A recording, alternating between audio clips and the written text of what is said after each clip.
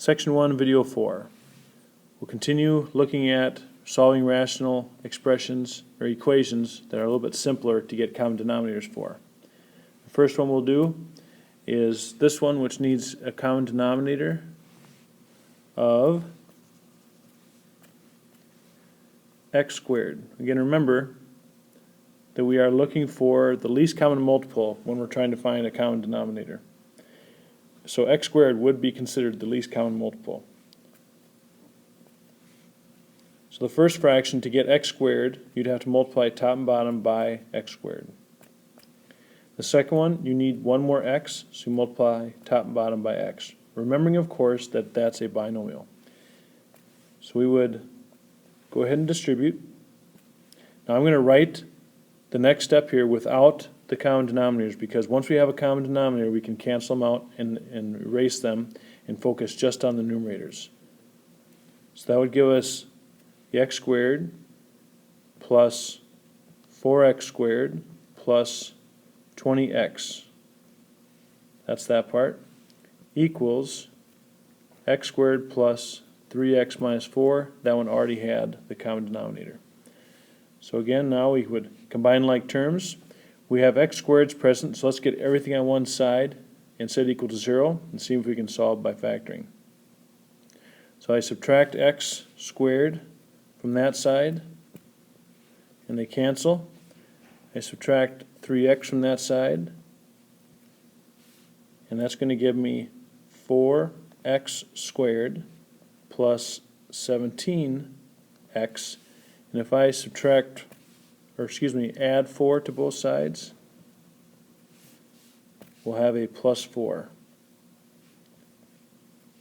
Now that is a trinomial that we can factor, and it's your choice on how to factor that, whether you factor by grouping or you factor by trial and error. For space, I'm going to factor by trial and error.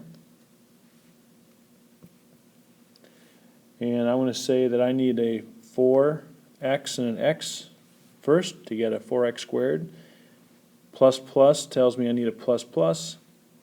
Factors of 4, okay, that when I plug it in I get 17. So I'm going to take a 4 here and a 1 there, because I know that 4 times 4 is 16x, 4x times 4, and 1 times x is 1x, and together you get 17x. So that's factored properly. Now we would take each binomial, and set it equal to 0 and solve. I subtract 1 from both sides. I divide by 4, and x is equal to a negative 1/4 for one possible answer. Subtract 4 from both sides. That's our other possible answer. We start out by saying that your common denominator is x squared, and we should have also written that x cannot be 0. All of our solutions, check, they are not 0, so they would work. So these two are considered our solutions. Our last question of this sort is right here, and we have a common denominator of 4n squared, and n cannot be 0. So this first fraction needs to be multiplied by n. Everything else looks good. So again, I'm going to get rid of the denominators and write, and I got to remember to distribute, n squared plus 3n plus 1 equals n squared plus 5n plus 4. I subtract n squared from both sides because I have an n squared, I have a squared term, so it's trinomial, so we have to get everything to one side. But what happens in this case is my n squareds cancel, so I'm left with an equation with no squared terms, so now it is basically solve for n. So if I subtract 3n from both sides, I get 1 equals 2n plus 4.